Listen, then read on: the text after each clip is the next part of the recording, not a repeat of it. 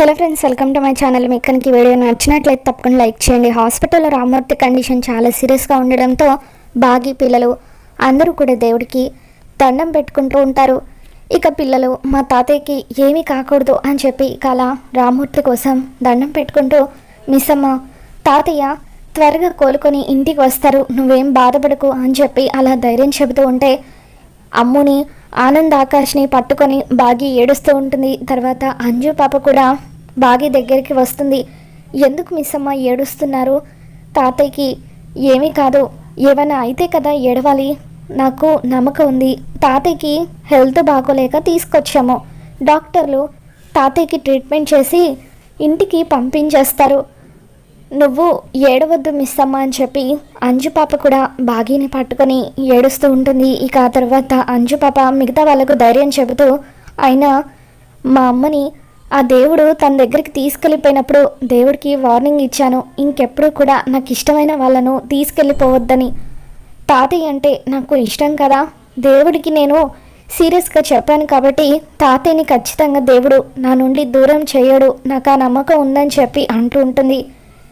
ఇక ఇంతలో అమర్, మనోహరి, రాథోడ్ ముగ్గురు కూడా హాస్పిటల్కి వస్తారు. మరోవైపు మనోహరిని చూడగానే ఆటోల నుండి కిందకు దిగుతున్న మంగళ మనోహరి అని చెప్పి పిలుస్తూ ఉంటుంది. నన్ను పలకరించొద్దు, నేను అసలే చిరాగ్గా ఉన్నాను అని చెప్పి అంటూ ఉంటే, ఎందుకు మనోహరి, నీ ప్లాన్ మిస్ఫైర్ అయిందనా? నాకు తెలుసు, అన్నంలో విషం నువ్వే కలిపావు కదా, బాగీని ఏదో చెయ్యాలని చెప్పి నువ్వు విషం కలిపితే పిల్లలు ఆ విషయాన్ని తినకుండా మా ఆయన తిన్నాడు అంతే కదా అని చెప్పి మంగళ అంటూ ఉంటుంది. ఏయ్, విషం కలిపానని నేను నీతో చెప్పానా? నేను వేరే ఏదో చిరాక్లో ఉన్నాను, దయచేసి నన్ను డిస్టర్బ్ చేయొద్దు అని చెప్పి మనోహరి అలా కోపంగా వెళ్ళిపోతూ ఉంటే, అయినా మన ఇంటి బంగారం గురించి మనకి తెలియదా అని చెప్పి మంగళ ఖచ్చితంగా ఈ మనోహరిని విషం కలిపి ఉంటుందని చెప్పి అనుకుంటూ ఉంటుంది. మరోవైపు హాస్పిటల్లో అమర్ని చూడగానే పిల్లలు డాడ్ అని చెప్పి పరిగెత్తుకుంటూ అమర్ దగ్గరికి వస్తారు. మీకెవరికి ఏం కాలేదు కదా అని చెప్పి అమర్ అంటూ ఉంటే, లేదు డాడ్, మాకెవరికి ఏమీ కాలేదు, కానీ పాపం తాతయ్య కండిషన్ చాలా సీరియస్గా ఉంది, ఉదయం నుండి మిస్ అమ్మ ఏడుస్తూనే ఉంది అని చెప్పి పిల్లలు అంటూ ఉంటే, సరే మీరు ధైర్యంగా ఉండండి, మిస్ అమ్మతో నేను మాట్లాడతాను అని చెప్పి ఇక అలా అమర్ నడుచుకుంటూ బాగి దగ్గరికి వస్తూ ఉంటాడు. ఇక అప్పుడు బాగి ఏడుస్తూ ఉంటుంది. అమర్ని చూడగానే బాగి మరింత ఏడుస్తూ, నేను స్కూల్కి వెళ్ళేసరికి నాన్న ఉన్నట్టుండి ఒక్కసారిగా కుప్పకొలిపోయారు, ఆయన నోట్ల నుండి రక్తం కూడా వచ్చింది అని చెప్పి ఇక అలా బాగి ఏడుస్తూ ఉంటే, అప్పుడు అమర్, వద్దు మిస్ అమ్మ, మీ నాన్నగారికి ఏమీ కాదు, ధైర్యంగా ఉండు అని చెప్పి అలా బాగి భుజం మీద చెయ్యి వేసి ధైర్యం చెబుతూ ఉంటే, బాగి అమర్ భుజం మీద తలవాల్చి ఏడుస్తూ ఉంటుంది. ఇక అలా వాళ్ళిద్దరిని దగ్గరగా చూసిన మనోహరికి ఒళ్ళు మండిపోతూ ఉంటుంది. ఏంటో మనోహరి, అసలు నీ టైమే బాగోలేదు, నువ్వేమో వాళ్ళిద్దరిని దూరం చేయాలని చెప్పి ప్లాన్స్ వేస్తున్నావు, కానీ నీకు తెలియకుండానే వాళ్ళిద్దరిని నువ్వే దగ్గర చేస్తున్నావు, వాళ్ళని ఒకటి చేసేది ఆ దేవుడు మరొకటో కాదు, నువ్వే అని చెప్పి మంగళ అంటూ ఉంటే, ఇక అప్పుడు మనోహరి మంగళ వైపు కోపంగా చూస్తూ ఉంటుంది. సరేలే, నా వైపు నువ్వేం కోపంగా చూస్తావు, నేను వెళ్ళి వాళ్ళని దూరం చేస్తాను, లేదంటే నీ గుండె ఇక్కడే ఆగిపోయేటట్టుగా ఉంది అని చెప్పి మంగళ రిపోర్ట్స్ తీసుకొచ్చి బాగి చేతికి ఇస్తూ, ఇదిగో బాగి, రిపోర్ట్స్ అడిగావు కదా తీసుకో అని చెప్పి అంటూ ఉంటుంది. ఇక ఇంతలో రామ్మూర్తి రూమ్లో నుండి డాక్టర్ కూడా బయటికి వస్తారు. డాక్టర్, ఇప్పుడు ఆయనకి ఎలా ఉంది అని చెప్పి అమర్ అడుగుతూ ఉంటే, ఇక అప్పుడు డాక్టర్ ఆ రిపోర్ట్స్ని చూస్తూ, మీరు ఆయనకి ఏమవుతారు అని చెప్పి అంటూ ఉంటే, అప్పుడు అమర్ కాసేపు ఆలోచిస్తూ, నేను ఆయనకి అల్లుడిని అవుతాను అని చెప్పి అంటూ ఉంటాడు. సరే, మీరిద్దరూ రూమ్లోకి రండి, మాట్లాడుకుందాం అని చెప్పి డాక్టర్ చెప్పడంతో ఇక అప్పుడు బాగి అమర్ ఇద్దరు కూడా డాక్టర్తో మాట్లాడడం కోసం అని చెప్పి ఆయన పర్సనల్ రూమ్లోకి వెళ్తారు.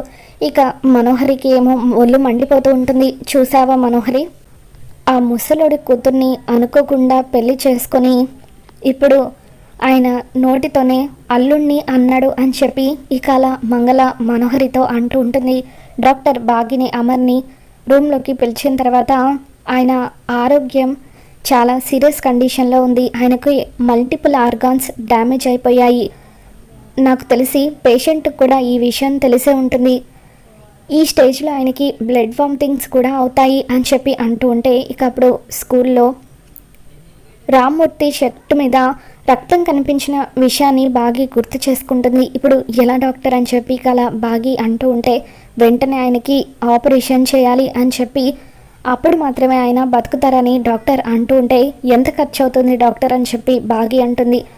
హాస్పిటల్ బిల్స్ ఇంకా మెడిసిన్స్ ఇవన్నీ కలిపి 10 నుండి 15 లక్షల వరకు ఖర్చు అవుతుందని చెప్పి డాక్టర్ అంటూ ఉంటే ఇక ఆ మాట విన్న బాగి ఒక్కసారిగా కుప్పకూలబోతూ ఉంటుంది. ఇక అప్పుడు అమర్ తన చేతిని బాగి చేతిలో వేసి గట్టిగా పట్టుకుంటాడు. బాగి భుజం మీద చేయి వేసి ఏం కాదు అన్నట్టుగా ధైర్యం చెబుతూ ఉంటాడు.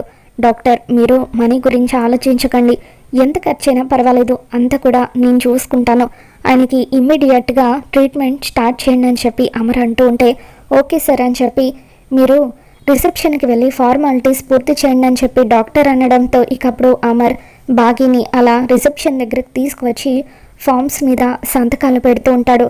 ఇక తర్వాత హాస్పిటల్లో నేను ఉంటాను అని చెప్పి మంగళ అంటూ ఉంటుంది.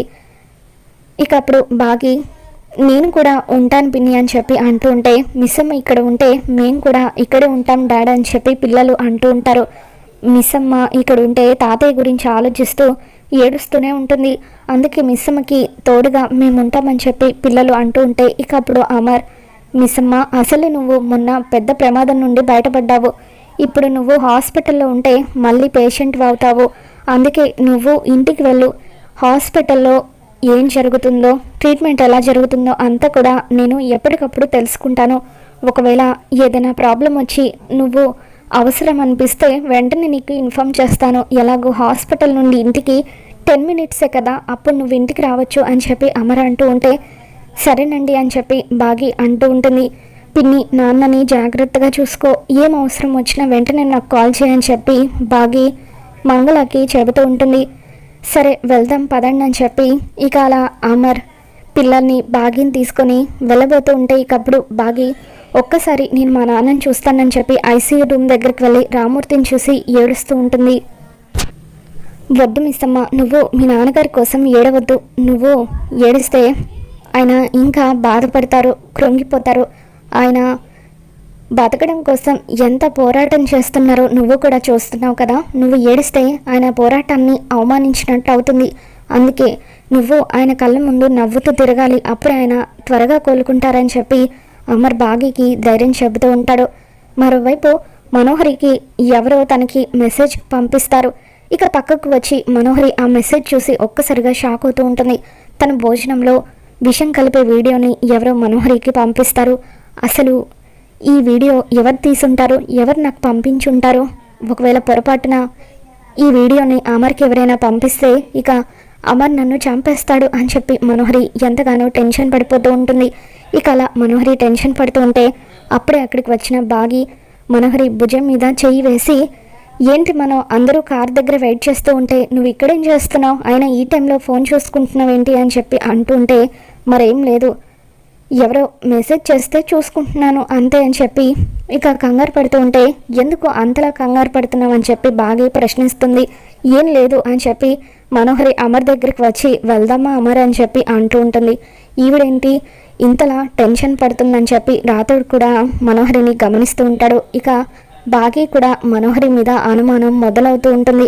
మరోవైపు ఇంటి దగ్గర ఆరు బయటకు రాలేక అటు ఇటు గార్డెన్లోనే తిరుగుతూ ఉంటుంది. ఇక అప్పుడే గుప్తా అక్కడికి వచ్చి నమస్కారం బాలిక అని చెప్పి పలకరిస్తూ ఉంటే వద్దు గుప్తా గారు, మీరు నాతో మాట్లాడొద్దు, అసలు మీ పాటికి మీరు నన్ను ఇంట్లో బంధించి వెళ్ళిపోయారు, ఇక్కడ ఏం జరిగిందో తెలుసా అని చెప్పి ఆరు అంటూ ఉంటే ఏం జరిగింది బాలిక అని చెప్పి గుప్తా అడుగుతూ ఉంటాడు. ఇక అప్పుడు ఆరు మనోహరి పిల్లలు తినే భోజనంలో విషం కలపడం ఇవన్నీ కూడా ఆరు గుప్తాకి చెబుతూ ఉంటే గుప్తా అలా వింటూ ఉంటాడు. ఇక రాబోతున్న ఎపిసోడ్లో అమర్ రామ్మూర్తికి దగ్గరుండి ట్రీట్మెంట్ జరిపిస్తూ ఉండడంతో ఇక అప్పుడు బాగి అలా అమర్ వైపు చూస్తూ ఉంటుంది. ఇక మొత్తానికి అలా అమర్ అయితే బాగీకి దగ్గర అవుతాడు. బాగి అమర్ని ప్రేమించడం మొదలు పెడుతుంది. మరి రాబోతున్న ఎపిసోడ్లో ఏం జరగబోతుందో మళ్ళీ మన ఛానల్లో తెలుసుకుందాం. మీకు కనుక ఈ వీడియో నచ్చినట్లయితే తప్పకుండా లైక్ చేయండి.